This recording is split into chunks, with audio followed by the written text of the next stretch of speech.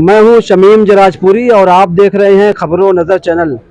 मैं इस वक्त मौजूद हूं यूपी की विधानसभा घोसी में, जहां पर उपचुनाव होने वाला है, बाई इलेक्शन होने वाला है। लेकिन चुनावी गहमा गहमी बहुत तेज़ हो गई है, चुनावी घमासान जारी है। हमारे साथ खबरों नज़र चैनल से बातचीत करने के लिए मौजूद हैं समाजवादी पार्टी के राष्ट्रीय सचिव और पूर्व विधायक मोहम्मद अरशद खान साहब। घोसी का उपचुनाव होने वाला है, बाई इलेक्शन होने वाला है, चुनाव को लेकर क्या कहना आप? चुनाव घोसी का जो है बड़ा ऐतिहासिक होने जा रहा है और समाजवादी पार्टी के उम्मीदवार माननीय सुधाकर सिंह जी भारी बहुमत से जीतने जा रहे हैं। ये मान लीजिए कि अकेले वही लड़ रहे हैं और उनके मुकाबले में कोई लड़ाई में नहीं है। जनता भारतीय जनता पार्टी से उब चुकी है और केंद्र और प्रदेश की डबल इंजन सरकार को हटाना चाहती है 2024 में भी और इंशाल्लाह 2027 में भी। और यहाँ घोसी में चूँकि भारतीय जनता पार्टी जो कैंडिडेट है वो रोज़ रोज़ दल बदलते रहते हैं और अभी वो भाजपा छोड़ के सपा में आए और घोसी की जनता ने माननीय अखिलेश यादव जी के नाम पर उन्हें जिताया और फिर उन्होंने 1 साल बाद ही इस्तीफा दे दिया। तो घोसी की जनता ये मानती है कि उसके वोट का, उसके मत का अनादर हुआ, अपमान हुआ है। इससे जनता बहुत नाराज़ है और उनको वोट नहीं देना चाहती।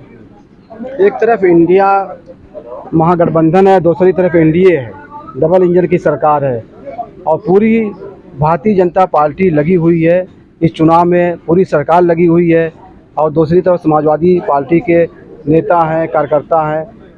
तो इसको लेकर क्या कहना है कि घोसी की जो जनता है उनके लिए ये चुनाव कितना महत्वपूर्ण है? घोसी की जनता के लिए भी चुनाव महत्वपूर्ण है, उत्तर प्रदेश की भविष्य की राजनीति के लिए भी और देश की राजनीति के लिए भी घोसी का चुनाव बहुत महत्वपूर्ण है। और हकीकत यह है कि जब जनता ठान लेती है तो कोई ताकत काम नहीं करती। सन 1977 में इंदिरा गांधी जी प्राइम मिनिस्टर थी, पूरी ताकत कांग्रेस की लगी थी इमरजेंसी के बाद भी, लेकिन जनता ने ठान लिया तो यूपी से एक सीट भी कांग्रेस पार्टी नहीं जीती थी। जनता पार्टी एकदम नई पार्टी बनी थी और उधार का सिंबल लेके लड़ी थी, फिर भी जनता पार्टी की सरकार यूपी में बन गई, केंद्र में भी, और सारी सीटें एमपी की कांग्रेस पार्टी हार गई थी। उसी तरह सन 1989 में, जब 1984 में इंदिरा जी के मरने के बाद राजीव गांधी प्राइम मिनिस्टर हुए और फिर चुनाव हुआ तो उतना सीट कभी नहीं पाई थी कांग्रेस जितना राजीव गांधी के नेतृत्व में जीती जो प्राइम मिनिस्टर बने। लेकिन जनता ने ठान लिया, बीपी सिंह ने बोफोर्स का और मुद्दा उठाया और कई मुद्दे दूसरे भी थे कि जनता ने उन्हें हरा दिया। कांग्रेस को पूरी ताकत लगी थी, मशीनरी लगी थी। मशीनरी तो हमेशा लगती है, जिसकी सरकार रहती है लगाती है। तो उत्तर प्रदेश की जनता ने, देश की जनता ने ठान लिया है कि इंडिया को जिताएंगे, एनडीए को हराएंगे और उसकी शुरुआत उत्तर प्रदेश में घोसी से हो रही। घोसी में समाजवादी पार्टी के कैंडिडेट सुधाकर सिंह जी भारी बहुमत से जीतकर इंडिया गठबंधन की जीतने की शुरुआत करेंगे। प्रधानमंत्री नरेंद्र मोदी जी जो है पसमानदा मुसलमानों की बात कर रहे हैं, पसमानदा मुसलमानों से हमदर्दी की बात कर रहे हैं, उनको हक अधिकार देने की बात कर रहे हैं और ये कह रहे हैं कि जो मुस्लिम बहनें हैं वो बीजेपी के साथ है। मुस्लिम प्रेम उनका दिखाई दे रहा है और दानिश आज़ाद अंसारी भी कह रहे हैं कि पसमानदा मुसलमान इस चुनाव में जो है हमारे साथ आ रहा है और बीजेपी को वोट करेगा जो है। इसको लेकर क्या कहना? पसमानदा मुसलमान जो है उनको हक अधिकार सम्मान मिलना चाहिए। 5 किलो राशन से और भाषण से मोदी जी के पसमानदा मुसलमानों का मसला हल होने वाला नहीं है। दलित ईसाइयों, दलित मुसलमानों का अनुसूचित जात का दर्जा था, बाबा साहब अम्बेडकर ने दिया था, लेकिन पंडित जवाहरलाल नेहरू की कैबिनेट ने 10 अगस्त 1950 को अनुसूचित जात का दर्जा हिंदू समाज के साथ साथ सबका ख़त्म कर दिया था। बाद में सिख समाज ने लड़ाई लड़ी, सिखों का 1956 में अनुसूचित जात का दर्जा बहाल हो गया। बीपी सिंह ने सन 90 में दलित बौद्धों का अनुसूचित जात का दर्जा बहाल कर दिया, लेकिन आज भी दलित ईसाइयों, दलित मुसलमानों का अनुसूचित जात का दर्जा बहाल नहीं हुआ है, जिससे जो दलित ईसाई हैं, दलित मुसलमान हैं, वो आज भी पसमानदा बने हुए हैं, उनको आरक्षण का लाभ नहीं मिल रहा है। तो हम चाहते हैं आदरणीय मोदी जी बहुत ऐतिहासिक फैसले लेने में के लिए जाने जाते हैं, तो पसमानदा मुसलमानों से अगर इश्क है और सचमुच में पसमानदा मुसलमानों का भला करना चाहते हैं तो हम चाहते हैं, हमारी मांग भी है कि दलित ईसाइयों, दलित मुसलमानों का अनुसूचित जात का दर्जा बहाल करके उनको आरक्षण दे दें, जो उनका छीन गया था, कांग्रेस ने छीना था, तो पसमानदा मुसलमान का मसला हल हो जाएगा। तो खाली भाषण देने से, पसमानदा करने से, एक आधा किलो का मंत्री बता देने से मसले हल होने वाले नहीं हैं। अंसारी समाज के कैबिनेट मंत्री लगातार अहमद हसन साहब सरकार में रहे और कई साल रहे जीवन पर्यंत। दानिश हज़ार अंसारी बेचारे बहुत छोटे मोटे मंत्री हैं। बीजेपी तो कह रहे हैं कि दारा सिंह चौहान को आप जिताइए, विधायक बनाइए, वो जो है घोसी का विकास करेंगे। घोसी का विकास जो है सुधाकर सिंह करेंगे। यहाँ की जनता ने तय कर लिया, सुधाकर सिंह को जिताएंगे, समाजवादी पार्टी को जिताएंगे। पिछली मरतबा भी दारा सिंह चौहान को यहाँ के लोगों ने विधायक बनाया था समाजवादी पार्टी से, तो विकास कर सकते थे। फिर जनता के मतों का अपमान करने की, उनकी अवहेलना करने की, इस्तीफा देने की क्या ज़रूरत थी। इसे जनता घोसी की अपने अपमान का बदला लेगी और दारा सिंह चौहान को हराकर समाजवादी पार्टी के उम्मीदवार और विकास पुरुष, कई मरतबा विधायक रहे हैं और काम किया है, सुधाकर जी को भारी बहुमत से यहाँ की जनता जिताएगी और सुधाकर सिंह जी जीतने जा रहे हैं।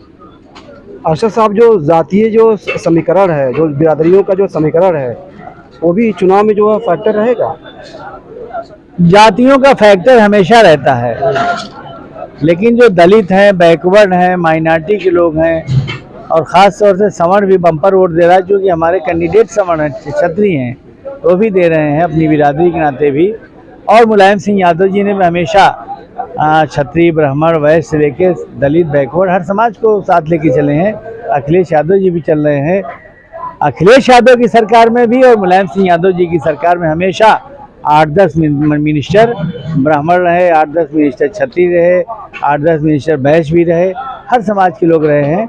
तो सवर्ण समाज भी वोट दे रहा है। समाजवादी पार्टी और उसके मुखिया, उसके सरबराह अखिलेश यादव जी, वो दलित, मुसलमान, पिछड़े, बैकवर्ड और ओबीसी समाज के सम्मान, हक, अधिकार की बात करते हैं। लेकिन आपने इस चुनाव में जो है, समाजवादी पार्टी ने इस चुनाव में एक क्षत्रिय को जो है टिकट दिया है बाई इलेक्शन में, तो इसको लेकर क्या कहना है? देखिए, कोई हॉस्पिटल बनाया जाता है, जो बीमार होता है उसका इलाज किया जाता है, जो तंदुरुस्त है उसका इलाज नहीं किया जाता है। बीमार हैं दलित, बीमार हैं आदिवासी, बीमार हैं बैकवर्ड, बीमार हैं माइनॉरिटी के लोग, तो उनकी बात कर रहे हैं कि उनका इलाज वो करेंगे, उनकी बीमारी दूर करेंगे, उनकी प्रॉब्लम दूर करेंगे। आज भी दलित और आदिवासियों का आरक्षण का कोटा किसी भी सरकार में नहीं पूरा हुआ, इसलिए उनका आरक्षण का कोटा पूरा होना चाहिए। हाई कोर्ट, सुप्रीम कोर्ट में 2% भी दलित और आदिवासी जज नहीं है, उनके साथ ज़्यादा नाइंसाफ़ी, उनको वहाँ मिलना चाहिए। बैकवर्ड की आबादी 52% है। बीपी सिंह ने मंडल कमीशन लागू किया। उत्तर प्रदेश में मुलायम सिंह यादव ने, बिहार में लालू प्रसाद यादव ने 27% बैकवर्ड को आरक्षण दिया। बैकवर्ड हिंदू भी है, मुसलमान भी है, सिख भी, ईसाई, सबको दिया। लेकिन यूपी और बिहार के बाहर देश के किसी भी राज्य में बैकवर्ड को कांग्रेस और बीजेपी ने 27% आरक्षण नहीं दिया। यहाँ तक कि बिहार में से जब झारखंड अलग हुआ, आरक्षण था 27%, लेकिन बीजेपी ने घटाकर झारखंड में पिछड़ों का आरक्षण 14% कर दिया। उत्तर प्रदेश से उत्तराखंड अलग हुआ तो आरक्षण था मुलायम सिंह यादव का दिया हुआ 27%, लेकिन बीजेपी ने वहाँ भी घटाकर 14% कर दिया। तो आज भी पिछड़े वर्ग को उनकी आबादी के हिसाब से आरक्षण मिलना चाहिए, हिस्सेदारी मिलना चाहिए, सम्मान मिलना चाहिए। वो चाहे पसमानदा हिंदू हो, पसमानदा मुसलमान हो, पसमानदा सिख हो, पसमानदा ईसाई हो, चाहे बैकवर्ड हिंदू हो, बैकवर्ड मुसलमान हो, बैकवर्ड सिख हो, बैकवर्ड ईसाई हो, उसके लिए अखिलेश यादव लड़ रहे हैं, उन्हें लड़ना भी चाहिए। उसी तरह दलित आदिवासियों को सम्मान दिलाने के लिए, हक अधिकार दिलाने के लिए 5000 साल से उनका धन धरती सम्मान छीना गया है, उनकी बात करना मुलायम अखिलेश यादव की ड्यूटी वो कर रहे हैं। मुसलमानों का भी हक मारा गया है। लोग एक मुद्दा उठा रहे हैं और बराबर ये बात कह रहे हैं, अखिलेश यादव भी कह रहे हैं कि आप जातीय जनगणना करा दीजिए, बिरादरियों की जो है जनगणना करा दीजिए, तो इसका भी असर रहेगा। देखिए, क्या है कि अंग्रेज़ों के ज़माने में दलितों और पिछड़ों का आरक्षण के दिलाने के लिए जनगणना हुई थी। तो अंग्रेज़ तो जालिम थे, बाहरी थे, लेकिन उन्होंने जनगणना करा दिया था, जिसकी बुनियाद पर शेड्यूल कास्ट को आरक्षण मिला। बैकवर्ड के नेताओं को कांग्रेस ने खरीद लिया था, बेवकूफ़ बना लिया था, इसलिए बैकवर्ड का आरक्षण नहीं हो पाया था। लेकिन बाबा साहब अम्बेडकर चाहते थे कि बैकवर्ड को आरक्षण मिले, इसलिए उन्होंने संविधान में व्यवस्था कर दिया था कि जो भी सरकार बनेगी वो कमीशन रिपोर्ट करेगी, कमीशन की रिपोर्ट पर सरकारों को बैकवर्ड समाज को आरक्षण देना पड़ेगा। सन 53 में काका कालेलकर कमीशन बैठाया कांग्रेस ने, पंडित नेहरू ने रिपोर्ट दे दिया उन्होंने, लेकिन कांग्रेस ने लागू नहीं किया। फिर सन 77 में जनता पार्टी सरकार बनी, उन्होंने बीपी मंडल कमीशन बना दिया और मंडल कमीशन भी रिपोर्ट दे दिया 80 में, वो भी लागू नहीं किया कांग्रेस ने। फिर सन 90 में बीपी सिंह, नवाज सिंह प्रधानमंत्री हुए तो मुलायम सिंह यादव, लालू यादव, देवीलाल, अजीत सिंह, रामविलास पासवान, इन तमाम नेताओं के दबाव में बीपी सिंह ने 7 अगस्त 1990 को बैकवर्ड का आरक्षण लागू किया और यूपी और बिहार में मुलायम सिंह यादव, लालू यादव ने 27% लागू किया। अब जातियों की जनगणना 75 साल में नहीं हुई है। जब बैल की, गाय की, भैंस की, पेड़ पौधों की जनगणना होती है तो जातियों की क्यों नहीं? इस देश में जातियां एक सच्चाई है, जातियों के नाम पर बेईमानी होती है, ये भी एक सच्चाई है।